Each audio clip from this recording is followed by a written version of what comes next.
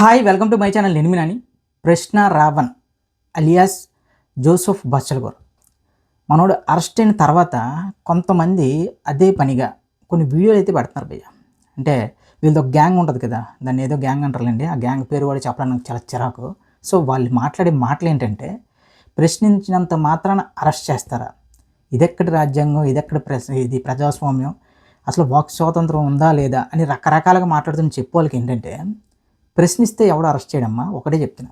ప్రశ్నిస్తున్నాను అనే పేరుతో ఒక మతాన్ని, ఒక వ్యక్తిని టార్గెట్ చేసి అదే పనిగా రోజులు వారి రోజుకు 2-3 వీడియోలు చేసి మతాన్ని కించపరిచేలాగా, రాముని కించపరిచేలాగా, కృష్ణుని కించపరిచేలాగా, అదేవిధంగా ఎదుటివారి ఇంట్లో ఆడవాళ్ళని సైతం ఇష్టానుసారంగా కించపరిచేలా మాట్లాడినందుకే రావణ్ ప్రశ్న అలియాస్ జోసెఫ్ బచ్చలకూర్ని అరెస్ట్ చేశారు. సో దీని మీద మాట్లాడుతున్న కొంతమంది మేధావులు చెప్పాల్సింది ఏంటంటే, తెలుసుకోవాల్సింది ఏంటంటే, దేశంలో ఎంతమంది రాజకీయ నాయకులు ఉంటే కేవలం పవన్ కళ్యాణ్ గారినే టార్గెట్ చేస్తాడు, హిందూ మతాన్నే టార్గెట్ చేస్తాడు. ఎందుకంటే హిందువులు ఎవరు అంత అంటే తెగించి ముందుకొచ్చేవాళ్ళు కాదు.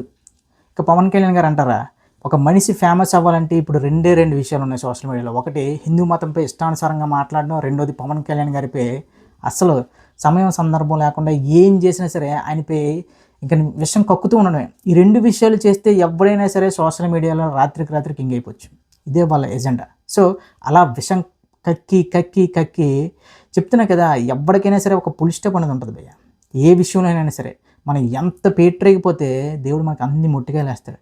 అసలు రాముడిపై వాడు మాట్లాడిన మాటలు కానీ, అసలు వాడి ఫెమినిస్ట్ ముసుగులో ఏవో మాట్లాడుతున్నారు కానీ వాడి గురించి కొంతమంది ఆడవాళ్ళు మాట్లాడుతున్నారు వాడికి సపోర్ట్ చేస్తూ, తులసి చందు లాంటి వాళ్ళు. వాళ్ళ గురించి చెప్పేది ఏంటంటే, ఒక లైవ్ వీడియోలో ఒక మహిళ ఫేస్బుక్ అకౌంట్లో ఆమె ఫోటోలు చూసి అసభ్యంగా ప్రవర్తించిన అలాంటి వాడికి కూడా వీళ్ళు సపోర్ట్ చేస్తున్నారంటే వీళ్ళు ఏమనాలి? మళ్ళీ మాటలు ఒకటి, ప్రశ్నించినంత మాత్రాన జైల్లో పెట్టేస్తారంటే యాస్ పెట్టాలి, ఇలాంటి వాళ్ళు పెట్టాల్సిందే. ప్రశ్నించడానికి ఒక భాష అనేది ఉంటుంది. ఆ భాష దాటి మితిమీరి మాట్లాడితే ఇలాంటి సిచ్యువేషన్సే జరగాలి, ఇంకా గట్టిగా జరగాలి భయ్య. చాలామంది ఉన్నారు అలాంటి వాళ్ళు. ఎంత వరస్ట్గా నాకు కొడుకంటే మనోడు అసలు మొన్న పెట్టిన సభ ఏంటి అసలు, దళిత క్రైస్తవ మహాసభ. అసలు అలాంటి సభకి వెళ్ళి ఒక్క మొక్కైనా సరే జీసస్ గురించి కానీ, జీసస్ చెప్పిన మంచి గురించి కానీ మాట్లాడాడు. మొత్తం ఆ వీడియో అంతా చూస్తే పవన్ కళ్యాణ్ గారి మీద టార్గెట్ చేస్తూ, హిందూ మతం మీద టార్గెట్ చేస్తే మాట్లాడాడే తప్ప ఒక జీసస్ చెప్పిన మంచి విషయాలు కానీ, జీసస్ నడుచుకున్న మార్గం గురించి కానీ ఏమైనా చెప్పాడు? అలాంటి ఎదవల్లి, అలాంటి స్టేజ్ ఎక్కించిన వాళ్ళు కొట్టాల ముఖ్యంగా. ఎందుకంటే అక్కడ సభ పెట్టింది ఏంటి, క్రైస్తవ మహాసభ అని పెట్టి జీసస్ గురించి ఒక్క మాట కూడా మాట్లాడకుండా హిందూ మతం మీద ద్వేషం, పవన్ కళ్యాణ్ గారి మీద ద్వేషం, ఇష్టానుసారంగా నోట్లో ఏది పెట్టుకున్న ఇది అదిని మాట్లాడిన అలాంటి వాడిని అరెస్ట్ చేయకపోతే ఇంకెలాంటి వాడిని అరెస్ట్ చేస్తారు? ఒక రౌడీ షీట్ ఉన్నోడిని, అంటే మర్డర్ కేసులు ఉన్నోళ్ళని వాళ్ళు అరెస్ట్ చేస్తే రోడ్ల మీదకి వస్తున్నారు.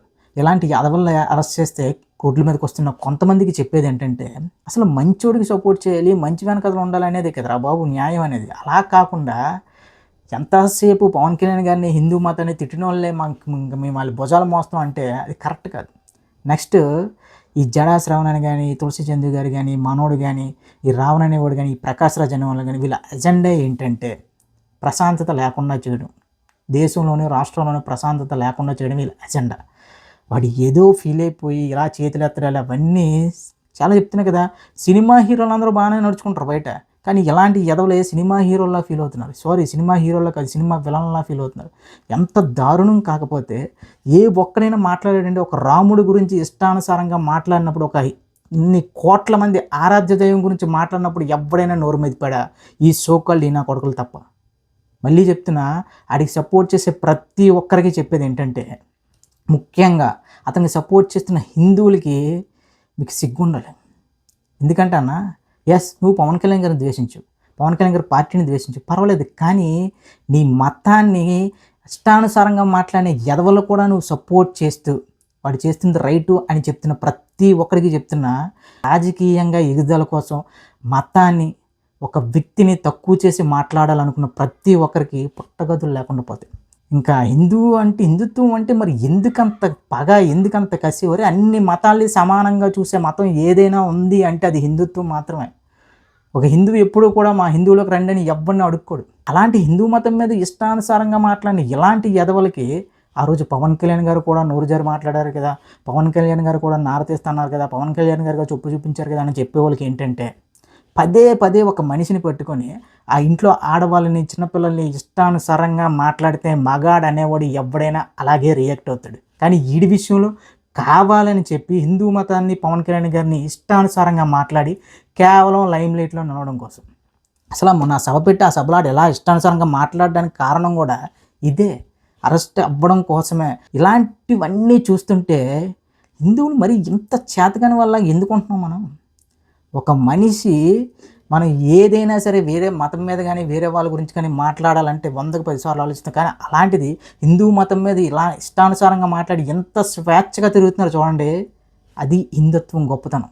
అంటే నువ్వు నన్ను కొట్టు ఏదైనా చేయి కానీ నేను నీకు హాని చేయను అనేది హిందుత్వం రా.